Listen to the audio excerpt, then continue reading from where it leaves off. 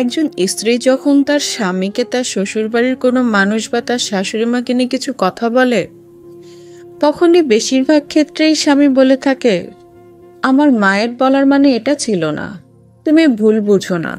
সে মুখে এটা বললেও তার মন ভীষণ নরম, সে সরল, তাই না বুঝেই বলে ফেলেছে, তুমি ইগনোর করো। আচ্ছা, মানলাম আপনার মা বা আপনার পরিবারের সদস্য সবাই ভীষণ সহজ সরল, ভীষণ বোকা, ভীষণ ভালো মনের মানুষ।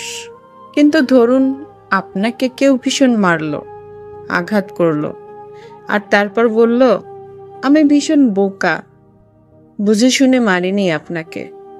আপনি তাকে কিছু বলবেন না তো? ইগনোর করে যাবেন? মনে রাখবেন, আঘাত শুধু শারীরিক নয়, মানসিক আঘাতও অনেক কষ্ট দেয়। আপনি আপনার বাড়িতে আপনার নিজের মা, বাবা, ভাই, বোনদের সাথে আছেন, কিন্তু আপনার স্ত্রী সবাইকে ছেড়ে শুধু আপনার ভরসাতে আপনার বাড়ি এসেছে। দিন শেষে কষ্টের কথা বা মনের কথাগুলো তাই সে আপনাকেই বলে।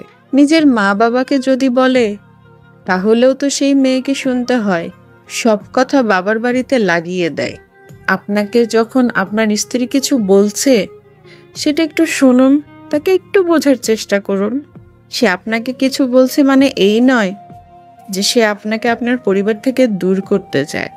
সে শুধু চায় আপনি ঠিক কে ভুল সেটা অন্তত বলুন।